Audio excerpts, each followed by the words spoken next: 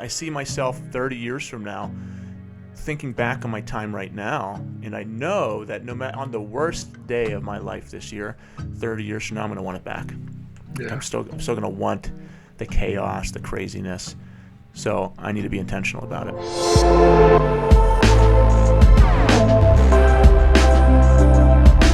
All right, Chris Rodack, dude, thank you for joining me, man. I've been super inspired by your content. You go by The Rising Father. Dude, what draws me to you is your aspect of being a good father. You put it in a really good way. I mean, you say, like, what type of impact are you going to have? Like, you only have so much time to impact your children. I want to know how you got there. Okay, so up until 3 months ago, I was a teacher where I was able to resign and do Rising Father full time. And I enjoyed my job, but it's not what I wanted to do forever. I kind of always saw myself as an entrepreneur, as not having a boss and just kind of doing the things that I felt like I was being limited, like there was more for me. And one of the things that really concerned me with my own friends and people that I know who were in their young 30s, even upper 20s, are guys and fathers who feel like their time is over. They feel like I'm a father, I'm married, I'm at my job, life is done, goals are done, there's nothing else for me. It's just I'm going to ride out my time to retirement, hit the golf course, and be over. And that really depresses me. And I wanted to create a brand and create a community where guys and fathers were inspired to go after life, do more for themselves, become more, be better fathers. I had shoulder surgery about a year and a half ago, and I let that be my excuse for getting really out of shape. And I couldn't work out, so I thought, and I also used that as my excuse to eat like crap. So I gained lots of weight. I gained probably 50, 60 pounds, and that's, if you look at my before picture, that's that. I just stopped counting. I think I was at 235, probably north of there. I just stopped looking at the scale because it depressed me so much. And I remember this past year saying to myself, probably 10 months ago, a year ago, I said, by the time I turn 36, so in my 35th year, I want to be in the best shape I've ever been in. I want to have a business that is replacing my 9-to-5, and I want to be the best husband and father I've ever been. I had it. I said, okay, I can't do this cycle of going ahead, coming back, going ahead, coming back, having reasons for me to go back and believing them. Because we always give ourselves reasons why it's acceptable for us to be underachieving. And I don't want to buy those reasons I was giving myself anymore. So I decided that, I'm just going to do it. So over the next 9 months, got in the best shape of my life. That's where you can see the after picture. I started my Rising Fathers coaching program where I help other fathers do the exact same thing I do. And now that business has grown to the point where I've quit my 9-to-5. So everything I said wanted to happen has happened. And all happened this past year because I've been intentional about it. I said I want it to happen, made it happen, and now I'm helping other guys do the same thing. Dude, I love that. I love seeing guys succeed, people succeed when they're doing amazing things that are improving the world. So well done. Tell me about your childhood. Did you have you close to your father? Is there something here that came from that? My dad, he sent all of us to private Catholic school, which is expensive.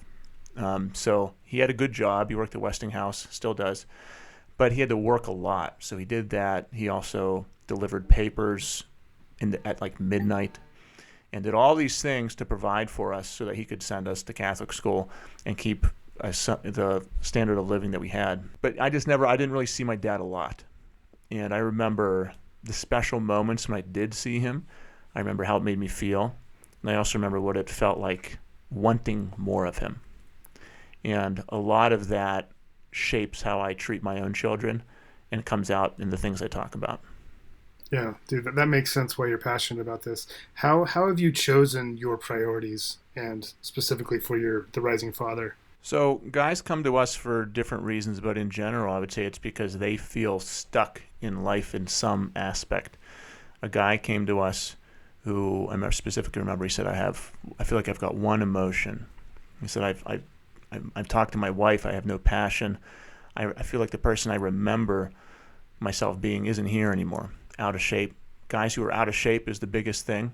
And what we start with in my program is getting yourself in shape, trying to get in the best shape of your life, because everything else falls from that. If you're not taking care of yourself physically, a lot of that stems from not really loving yourself.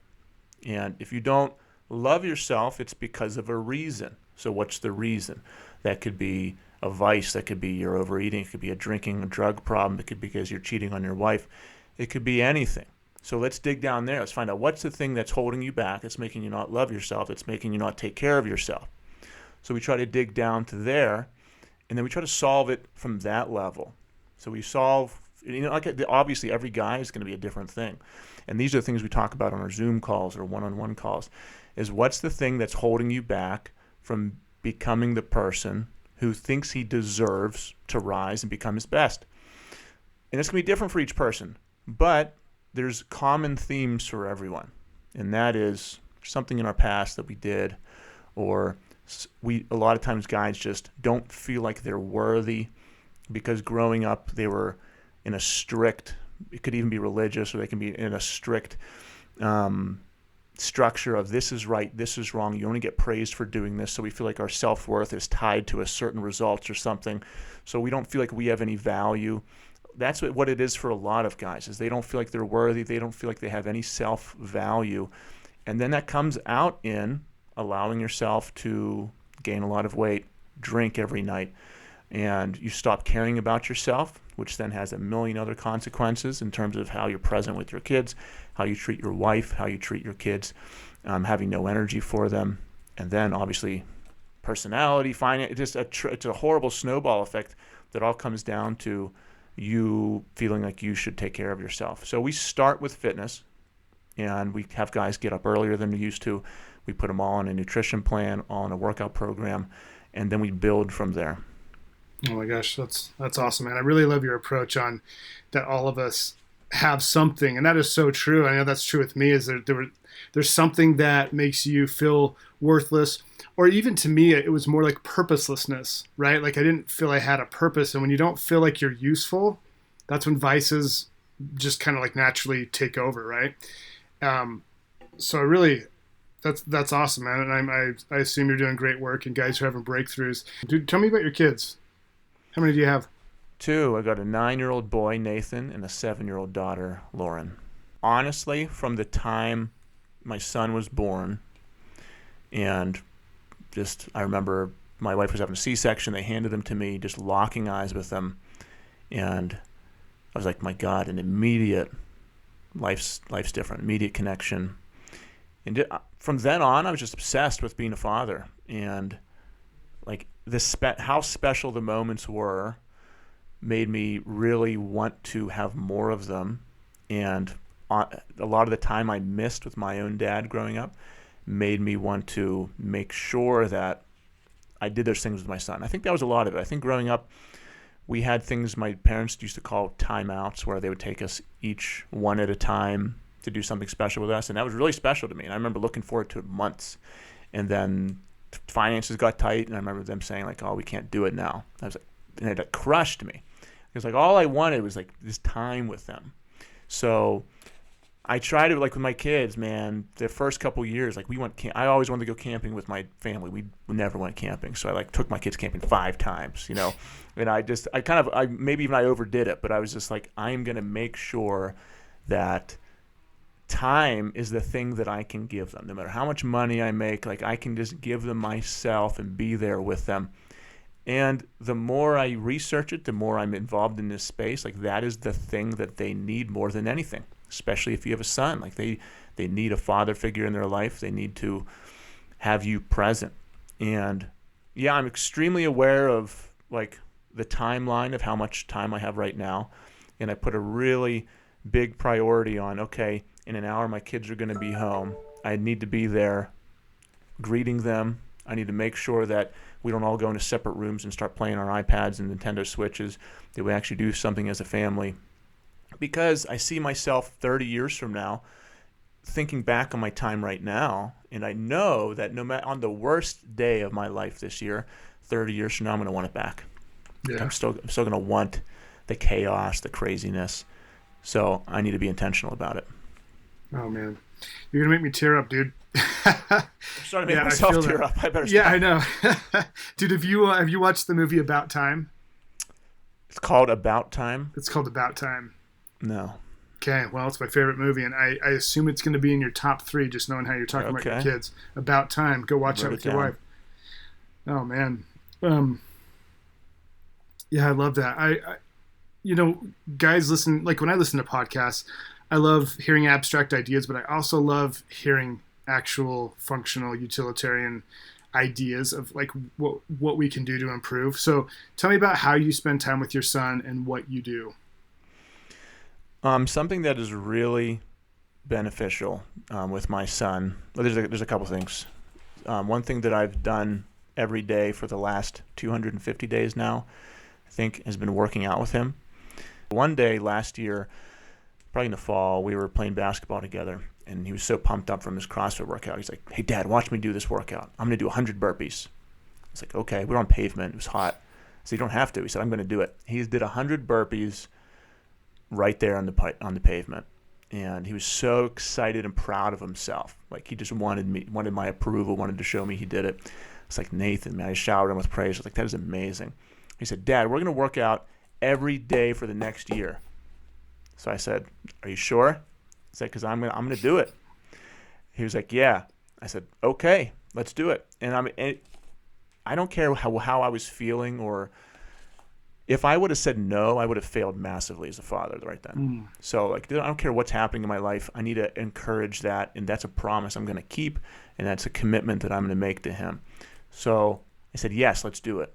So ever since then, we've been working out every single day together, whether it be jujitsu together, or taking a jog together, or doing like burpees in the basement, whatever it is, we've been working out every single day.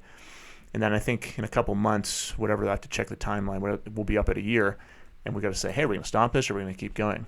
So working out with my kids is one of the best things that I started doing, because obviously it's growing me, it's growing him, it's time together that we get to spend together that we'll never get. Like I was waking up an hour earlier and waking him up, and we were spending an hour together every single day working out, and that's an extra hour for an entire year that I have with my son. And then my daughter started doing it too, and now they're both really into fitness, and they both really love jiu-jitsu. So not only is it growing our relationship, but it's crafting them into people who value their health, who want to be strong, who see themselves as strong people, and the positive impacts from that are just infinite. Mm-hmm. And we're not done yet, so I'm just letting it grow and seeing what happens with it. Okay, so you're actually doing physical activity every single day with your kids. You're taking time. That's really cool. One of my biggest worries is with my kids is like I'm super positive with it, and I spend time with them. I get annoyed because I feel like I'm trying to teach them too much. And I think you actually posted about that, about like, just, was it you, or maybe I saw someone else? Someone was on a walk with their son. Like, I'm just gonna let him talk. Yeah, I'm not gonna posted about that a couple. Was that you? Okay, cool, dude. I had that same worry. Like, I'm always like trying to teach him some dumb lesson, and I worry that when my kids become teenagers, because I remember this, like, you become a teenager, you start having problems, and then I love my dad, but I didn't want to go to my parents for these things. I didn't want to disappoint my parents. Have you thought about that? Like, how to be the person that they can come to in their mistakes and in their triumphs? You know what I'm saying? Have you thought about this? That was kind of like the point of that post was I don't want to be the guy who's just always dispensing lessons, because then it makes our relationship one-sided. And even like I even am guilty of that, because whenever I took him out, Nathan said, "Is this going to?" I was like, "Nathan, just you and me, let's go out sometime together." And he said, "Is this going to be a serious talk?" I was like, guilty. Yes, it is. And I was like, "No, man, let's just go for a walk." And because he said that, and because I wanted to be intentional about changing this part, I just said nothing. And I let him start the conversation about whatever he wanted. I made it a point for the 20, 30 minutes we were walking together to just let him lead the conversation and just dive into whatever he wanted to talk about. And he started off, he said, he's like, do you want to talk about school? I said, whatever you want, man. And he started talking about some new friends he made because it's his first week of school. Then we saw some fancy cars. There's like he likes Porsches. So I was like, hey, look at that Porsche. We started talking about fast cars. And I was like, all right, I just want to get on a communication level with my son where we can just banter and talk and communicate and enjoy each other's company. So there's no barrier between us, and it's just free-flowing conversation. Because yes, I still need to discipline him. Yes, I still need to have authority and he needs to respect me like that. Obviously, I'm not saying you don't have to, but also I can help him in a deeper way if he's comfortable talking to me about other things. If he thinks he can only come to me for specific purposes, then I'm limiting my impact on him. If he's comfortable coming to me and just having a conversation, then that will lead to other things, such as immediately he started talking to me about friends, and I started talking about, okay, that led into him asking if I was a cool kid when I was younger, and how he's kind of worried about being a cool kid. And he did all of this stuff himself. He led the conversation to these deep places and he wouldn't have been as open with me had I led it there forcefully. Mm-hmm. So, but because of the fact that I let it be laid back and let him lead, and had to be a low level of importance, I guess, mm-hmm. he kind of let it there anyway. Yeah. Do you find that's really cool, man? Do you find that when you bring up kind of mundane, relatable stuff, that they open up more? Like sometimes I'll say like, Rad, I kind of had a hard day, like this happened, and I'm honest with him with my feelings and how things are going. And then I feel like he opens up about stuff that he normally doesn't. We're not just always just saying the good stuff that happens. I'm wondering, do you do that as well? I'm finding more that the less I try to force a topic, the more they will bring it to me. Yes. So yes. if I'm just kicking a soccer ball with my son and let him just start talking, he will just start talking about the things he's concerned about. If I start kicking a soccer ball with my son, I say, okay, did something happen in school today? Tell me about it. He's going to say, everything's fine, Dad, and keep kicking the ball.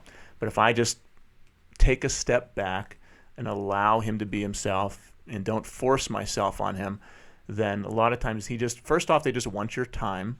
Mm-hmm. So you have to give it to them. You just have to be present with them. You have to be not staring at your phone. You got to be there, just allowing them to be them. And then they just start to open up.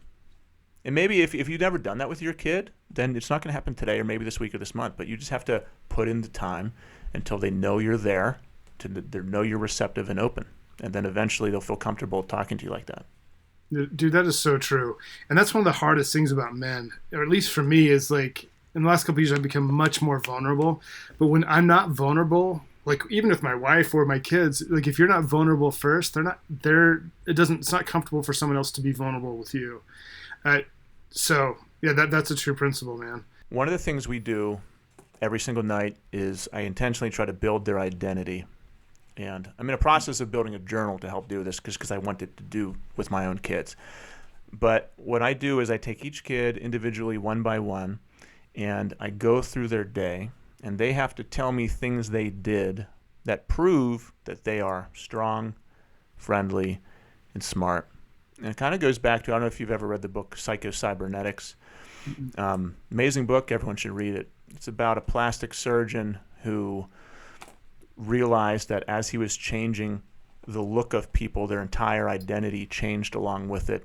Once they saw themselves differently, they started to act in accordance with how they saw themselves.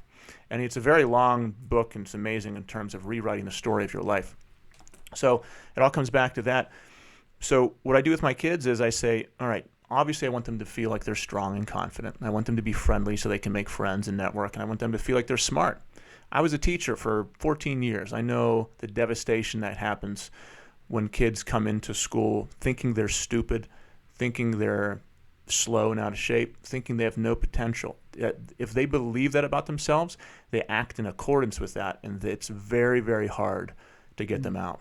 So every single day, at the end of the night, go up to my son and then my daughter, and I say, what did you do today that was strong? What did you do today that shows you're friendly? What did you do today that shows you're smart? And then they have to tell me something they did today. So that my daughter might say, well, I made a new friend today, or I went up to the playground and I said hi to this girl. Or Lauren might say, I did CrossFit. Nathan might say, I did jiu-jitsu. So they have to link who they want to become with real life events. And then I say, what are you going to do tomorrow that shows you're smart? And they look forward to it now.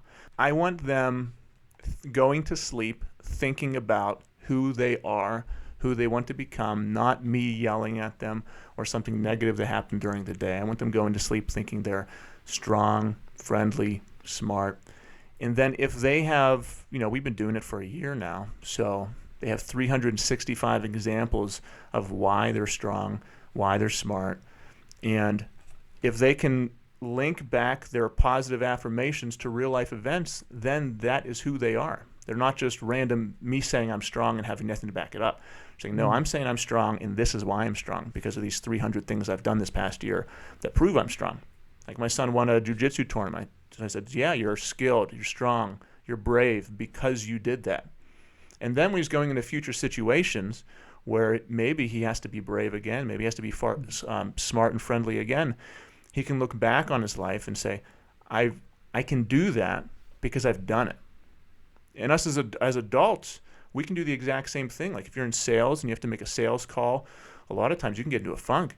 And what you have to do is remember the times you were crushing it. Remember that you are a badass. Remember that you are strong, that you are successful. And if you can just remember the tiniest little thing, the tiniest little memory of yourself being successful, closing someone, being smart, funny, whatever it is, then you can project that forward and become that once again.